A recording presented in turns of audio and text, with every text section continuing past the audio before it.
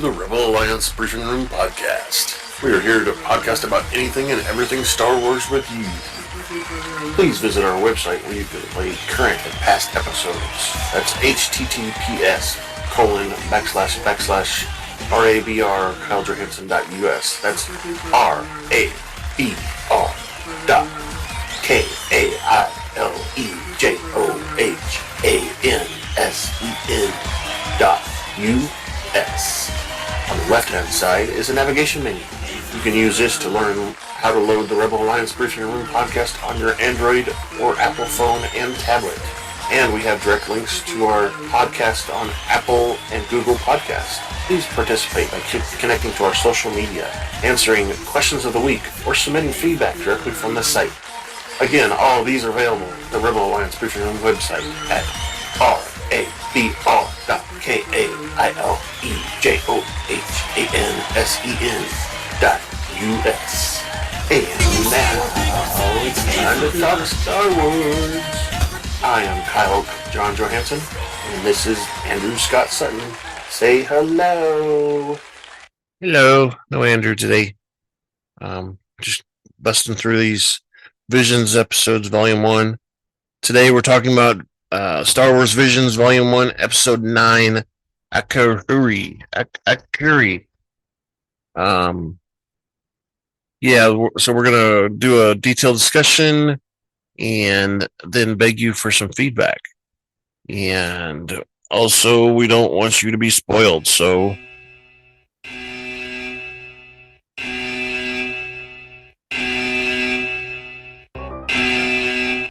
Spoiler alert. Danger. You are about to be spoiled. What that really means, if you haven't watched the episode 9 of volume 1, please go back and do it first and then come back to us. So these episodes have lots of Japanese names in the cast and crew, and I am not very good at pronouncing them, so bear with me. The director is Abel Gongora. Writer is Yuichiro Kido. Music scored by Yoshihiro Subana. Okay. And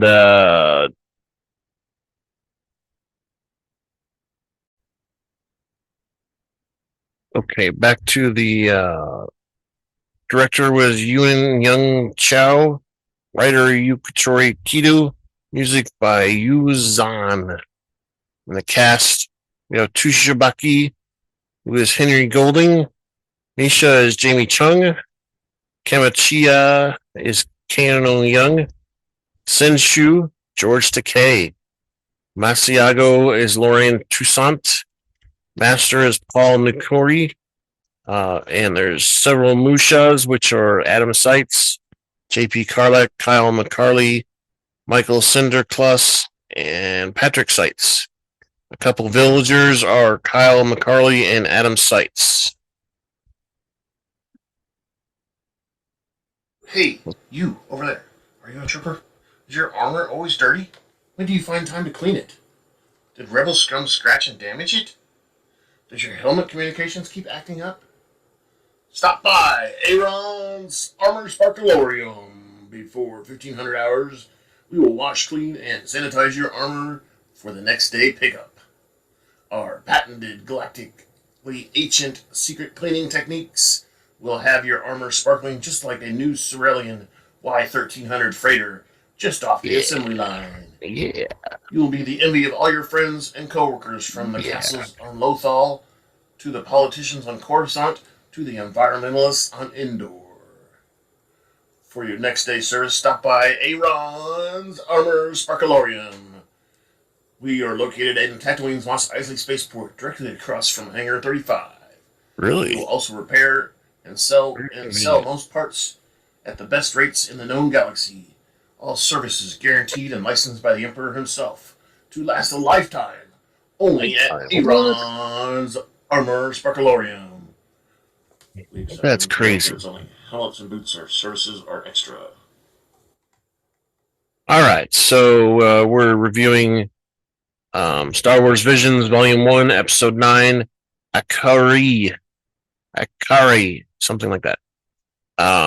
This episode, along with all the episodes in Volume 1, aired on September 22nd, 2021. The running time for this particular episode is 12 minutes and 59 seconds, and there is no defined Star Wars timeline. So what that means is it's time for you to grab your favorite beverage, pull up a chair, and join us in the Rebel Alliance briefing room.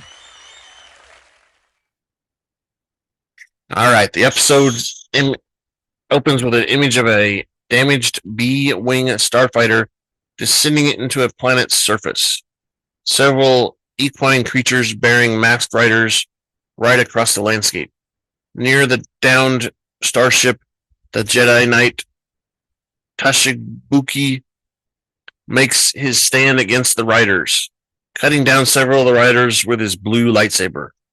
Overcome by trauma which descends upon him like a headache, Tsubaki is beaten and overpowered by the masked riders. However, the masked riders are driven away by a rain of arrows.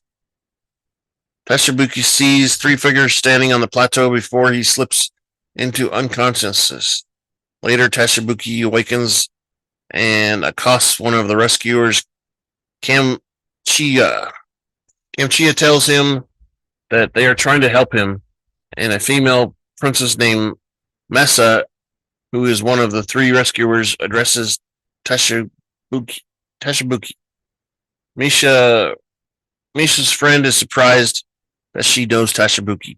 Tsubaki says that he came after hearing what happened to Misa's father. Tsubaki is surprised to know that a Sith has been hiding among the royal family and asks the princess why she is carrying a bow.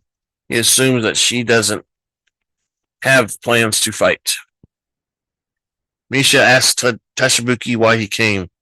Tsubaki replies that Masago is a Sith Lord and that it is impossible to defeat her alone. He asks to come with Masa. The following day, Tsubaki accompanies Masa and her two male guides, Kambuchi and Senshu, who arrive on the engine equine creatures. Misa tells her guides that Tsubaki is a Jedi who will help them 5 years ago when they were attacked by Orakuchi. A balding Kamachachi is surprised that a Jedi traveled all the way to a planet all by himself and voices his suspicion. Tsubaki asks whether her guides need to be here and thinks that Kamachachi is unable to fight. Kamachachi says that whether the Jedi judge people by their appearance. He and Senshu equip that they can't be fended off by wild Tuca cats before laughing. When Tsubaki asks why they need guides to the palace, Misha explains that they have changed and that there are checkpoints everywhere.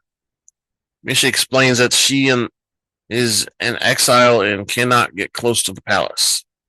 Kambushi knows all the back roads in and out of the palace through the canyon, while Senshu has connections making them both essential to the journey. Kambushi warns that the enemy is searching for them. Continuing their journey, Kambushi and Senshu sing. Tsubaki tells them to be quiet, but the two guides explain that they're singing a protection song against evil spirits. They continue traveling for several days across the desert, river, rain, and forest. They eventually reach a village. Kambuchi warns that they are surrounded and that there's no way out. Tsubaki finds a path across the mountains. Kambushi and Senshu counsel against going through the mountains route since they believe that place is sacred to the gods and that nobody has traveled there has ever returned. Tsubaki says they have no choice. As an incentive, Misha offers to pay them 300 credits. Kambuchi proposes 500, and she accepts the deal, traveling up the mountain path. They are splattered with rain, followed by rainstorms, and Misa realizes that Kambuchi is missing and wants to go back and find him. Senshu advises against it, believing that it is his destiny to die and that this is a divine punishment. Tsubaki disagrees with the idea of predestinations and rides off to find Kambuchi. Later, a celebration takes place at the village. Masago's soldiers terrorize the local villagers, and Masa and Senshu take shelter in a hut. Later, a jovial Kambuchi returns with Tatsubuku, and Musa pays him 500 credits. As promised, the two men depart. Tatsubuki then is struck by a painful vision, but insists he is fine. The following day, Kambuchi and Senshu distract the guards outside Masago's palace by sending burning bales of hay down a mountain. The guards pursue Kambuchi and Senshu, who flee on their equine steeds. Masa uses a crossbow to take down a guard. She and Tatsubuki enter the palace. In a flashback, Masa chats with younger Tatsubuki, who tells her that her father is making a fuss, that his princess has disappeared. Masa says that he is just overreacting, and Tatsubuki says that he would like to, but he is working. Masa asks if this is Jedi work, and Tatsubuki then asks why she is out here on the balcony looking down on the city. Masa says that she's just thinking about bringing stability and peace to this world and would like it to take a look at it. In the present, Tatsubuki says he thought of what he could do and what he couldn't do, and Masa asks about his conclusions, but they are interrupted by Masago's guards. Masago asks Tatsubuki if she thought she could ever avenge her father by bringing a Jedi. Masa shoots arrows at her, but Masago deflects them with her lightsaber. Tatsubuki tells Masago that she is the king's sister and asks how she could betray him. Masago responds that it was the right time and that she was waiting for the perfect opportunity. Tatsubuki gives Masago the option of leaving the planet and never returning. Masago, of course, rejects Tatsubuki's offer and charges at him. The two engage in lightsaber duel and parry. Masago says that Tatsubuki has talent but lacks technique. Her guard brings in the bruised Kashimori and Senshu, who have been captured. Tatsubuki withdraws his blade as he experiences convulsion. Masago claims that Tatsubuki is predestined to die and that there's nothing that has not been fated. Other guards restrain and capture Masa.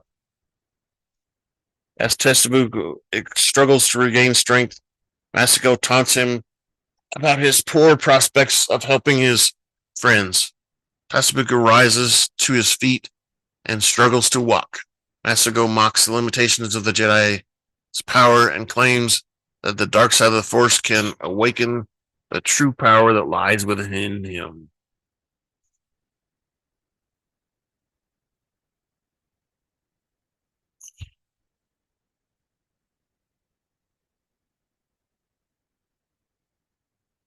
Masago claims that it is Tatsubuki's destiny to join her as he struggles with visions.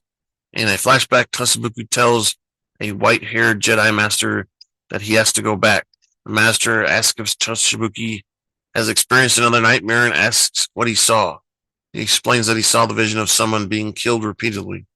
The Jedi Master thinks that someone else should go in Tatsubuki's stead. If he goes, he will be tempted, and that it will cloud his judgment. The master warns that he won't be able to save him since it is his destiny.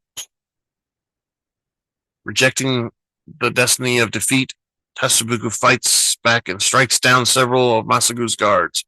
However, he accidentally also cuts down Masa, who has been forced to wear a guard's mask. Masago tells Tatsubuki that without power, he is nothing, but offers him the opportunity to rule at her right hand. Masago claims that they can rule together, bringing order to the galaxy, protecting their planet and his precious Masa as well. Tatsubuku points out that Masa is dead. Masago offers to help Shupi save Masa together. Considering her offer, Tatsubuki submits to Masago and asks his new master to help him save her. She extends a hand together and they heal Masa.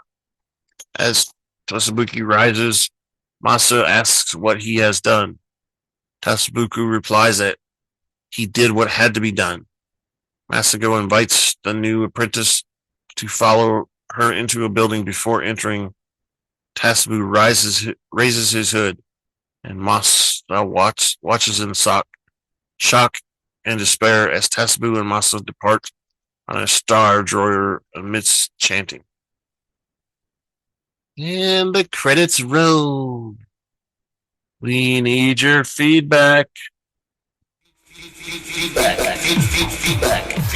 at KyleJohansson.us. That's feedback, KaileJohansson.us. Yeah. So that email address, you can send us feedback. You can attach a video feedback if you would like, and we'll play it up to 25 megabytes. You can also click on the link on our website, which is on the left-hand side. It says feedback. It'll take you to a form. You fill it out, click submit, and we will receive it and talk about it on the next podcast. You can also find us on social media at Twitter at super_duper_pod, or on Blue Sky. Just search for the Rebel Alliance Briefing Room. You can also leave us comments with our videos on Spotify and YouTube as we post those. So thank you for joining us today. Thank you for listening to the Rebel Alliance Briefing Room podcast. Please visit our website where you can play current and past episodes. That's https://RABR KyleJohansson.us. That's RABR.KaileJohansson.us. On the left-hand side is a navigation menu. You can use this to learn how to load the Rebel Alliance Briefing Room podcast on your Android or Apple phone and tablet. And we have direct links to our podcast on Apple and Google Podcasts. Please participate by connecting to our social media, answering questions of the week, or submitting feedback directly from the site. Again, all of these are available at the Rebel Alliance Briefing Room website at RABR.KaileJohansson.us. This podcast in no way is approved, sponsored, or owned by Lucasfilms Ltd., Disney, Disney Plus, or any of its subsidiaries. All opinions are solely owned by Kyle and or Scott, and in no way express the views or opinions of their past or present employers. Views and opinions are not supported or restricted by Lucasfilms Ltd., Disney, Disney Plus, or any of its subsidiaries. Any rebroadcast, reproduction, or any or other use of this podcast and its affiliate sites without consent of Super Duper Podcast Network and its host is prohibited. I am Kyle Johansson, and this is Andrew Scott Sutton. Say goodbye now. No Andrew, so goodbye now.